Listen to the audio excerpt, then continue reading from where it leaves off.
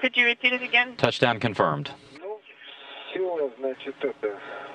Official landing time 10:46 p.m. Central Time. The relay for 11:46 p.m. Eastern Time. It is 10:46 a.m. on the ground there in Kazakhstan. You see the board there at the front of the Russian Mission Control welcoming the crew home, giving them congratulations as this Soyuz TMA-19 under the call sign of Olympus, carrying Doug Wheelock, Shannon Walker, and Fyodor Yurchikhin, come back home to Earth after more than 5 months serving as members of Expedition 24 and 25. Once again, Yurchikhin now has 371 days in space. Wheelock has 178 days, and Shannon Walker 163 days. Now we're getting our replay that we were talking about from the Russian Mi-8 helicopters. This should give us some good views of the Soyuz as it descended down to the steppes of Kazakhstan. Once again, our landing took place at 10:46 p.m. Central Time. And there you see it, the Soyuz TMA-19 flying under the call sign of Olympus underneath its main parachute. That parachute is extremely wide. It is 1,000 square meters. And you can see the Soyuz sort of canted over a little bit.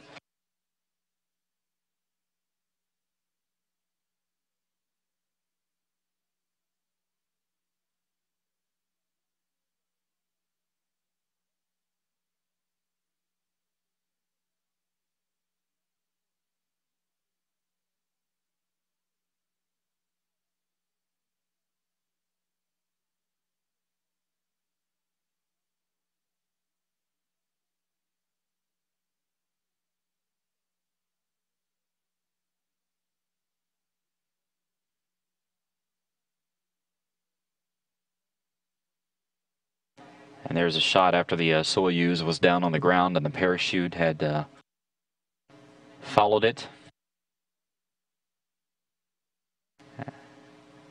As we had reported earlier, it took about 2 to 3 minutes for the helicopters to get on the ground, and there we see some replay of the crew as they begin to be extracted from that Soyuz. As Rob Navius had reported, this Soyuz had very little charring on the outside of it. You can see it there. There's always some sort of a black charring on the Soyuz after they suffer through the heat of re-entry. But this one is not nearly as much as they typically are.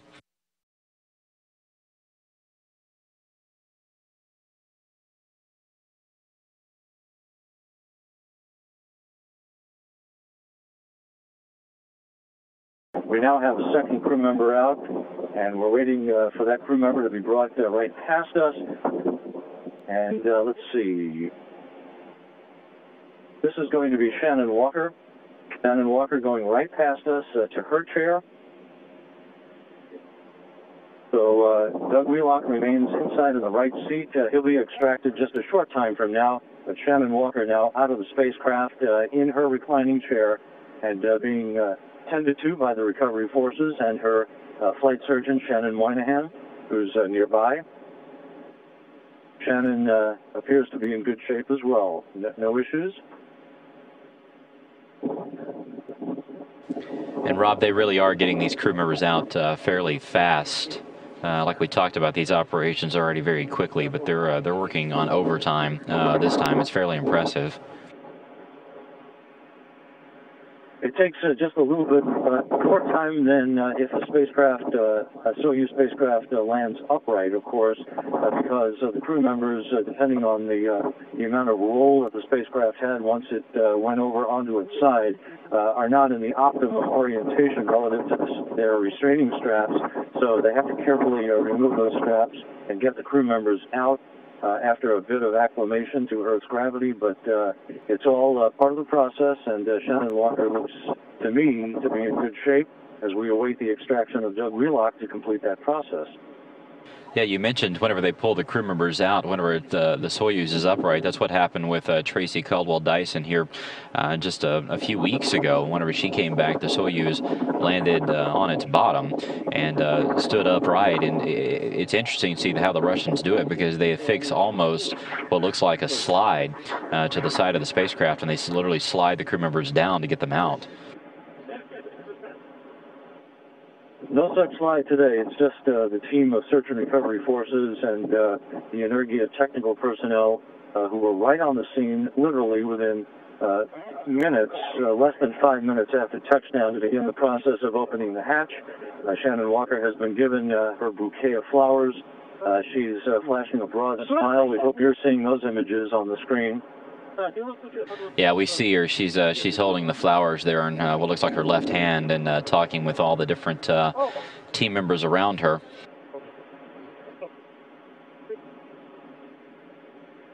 Well, they're making sure that the crew members are bundled up because it is a bit chilly out here.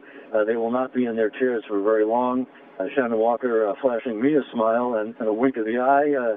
She looks to be in great shape, and we should be just a few seconds away from Doug Wheelock joining his crewmates in these reclining chairs, Josh. And Rob, as you continue to give us the report there on the ground, people will notice, whenever these crew members get out of this Soyuz, they've been up in space for more than 5 months. You will notice that they keep their heads very, very still. The reason for that, obviously, is because their bodies and their inner ears are not quite used to the gravity yet, so they keep their heads still so they don't get dizzy or get lightheaded or anything like that. So that is why you see the crew members sitting fairly still as they sit there in those reclining chairs. Well, that is part of the protocol, of course, and the condition that they return to Earth in is also part of the testimony to the incredible array of exercise equipment that exists up on the International Space Station. Daily exercise, no exceptions, about 2 hours of exercise a day to make sure that their muscles are toned, that their cardiovascular systems remain in good shape during the absence of gravity for the 5.5 to 6 months for each of their flights. So, in fact, they're in pretty good shape when they come down, despite the requirement, obviously, to acclimate to a gravity environment after almost a half year of weightlessness.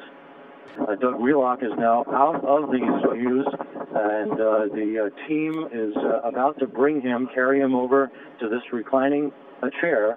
We'll get a glimpse of him just moments from now. Here he comes, right in front of me. He'll be moving right past me into his reclining chair. He's waving, flashing a big smile as they put him into his chair. And we'll get a moment with him just a second or two from now. But today's reentry went by the book, Josh. It was textbook. It'll be interesting to talk to Doug to get him to compare the shuttle reentry to the Soyuz reentry. We've been talking about the fact that he flew on STS-120 back, I guess, 3 years ago, almost to the day, really. It was in October of 2007, I believe. And to compare the two reentries, I'm sure that they are radically different from each other. Yes, in fact, and of course, quite an eventful increment for Doug Wheelock as he performed those 3 spacewalks with Tracy Caldwell-Dyson to replace the failed pump module on the International Space Station in one of the true seminal moments of that increment that restored full power to the International Space Station. Wheelock getting his blood pressure taken, which is customary by the team of Russian nurses and the medical team that's on hand here. But the NASA flight surgeon, Shannon, is by Shannon Walker, and Dr. Bob Haddon, the flight surgeon, is with Doug Wheelock, but he looks to be in great shape. Yeah, we see Wheelock smiling at the camera now. He looks phenomenal.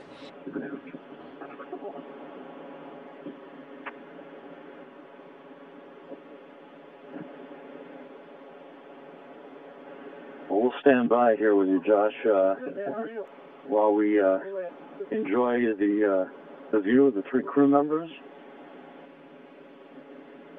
But Expedition 25, which began on the cusp of summer with a mid-June launch from the Baikonur Cosmodrome in Kazakhstan, ends in flawless fashion on the cusp of winter here on the north-central steppe of Kazakhstan with a bullseye landing by the Soyuz TMA-19.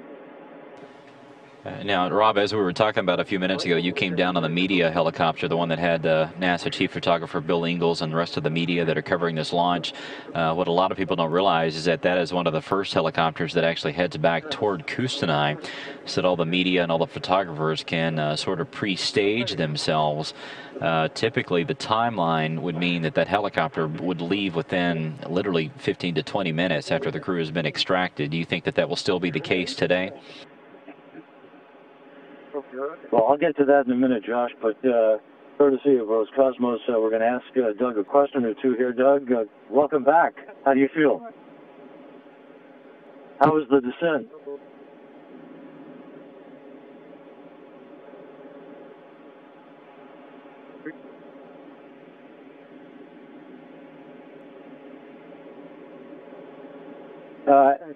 How did the station look as you undocked?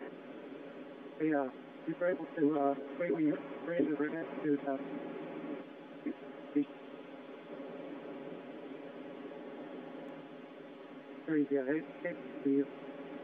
It's beautiful. We'll have a chance to talk later. Thank you, Doug, and welcome back. Thank you. And I hope you were able to catch that, Josh. A few words from Doug Wheelock. We'll have a chance to talk to him later back in Kustanai. But the three crew members in outstanding shape as they get a few minutes to enjoy the smell of Earth for the first time in 5.5 months before they are brought into the medical tent to get out of their Sokol launch and entry suits into more comfortable flight suits and to be prepared for their helicopter ride in their respective helicopters back to Kustanai. Josh? Yeah, Rob, we're continuing to take a look at the crew. We actually were not able to capture what Expedition 25 Commander Doug Wheelock had told you. So can you kind of summarize for us what he had said whenever you talked to him just a few seconds ago? Basically, I asked him, first of all, how he felt. He said he was in great shape. And then we asked him how the ride down was, and he he smiled and said it was everything and more that he had expected.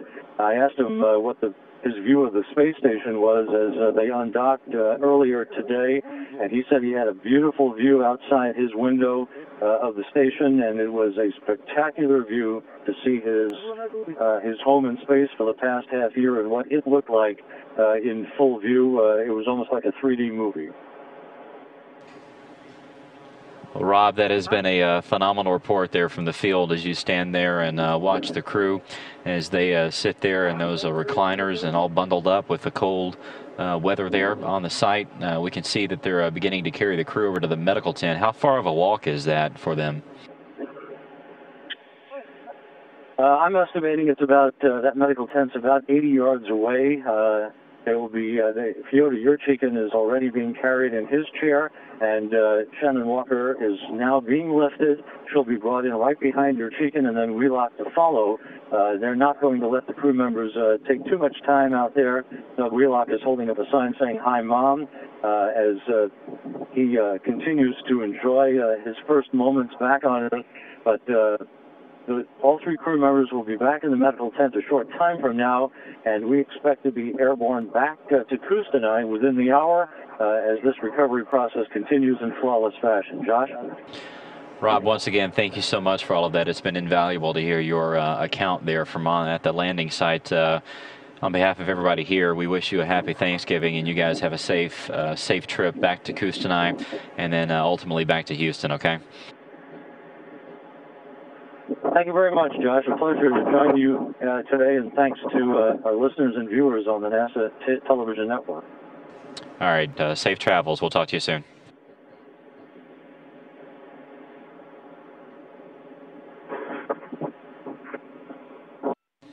Once again, that was a NASA Public Affairs Officer, Rob Navius, who is there with the landing team on site. This Soyuz TMA-19, the recovery process continues. They're in the process of moving all three of the crew members over to the medical tent. This is a large orange inflatable tent that is just a few yards away from the capsule itself.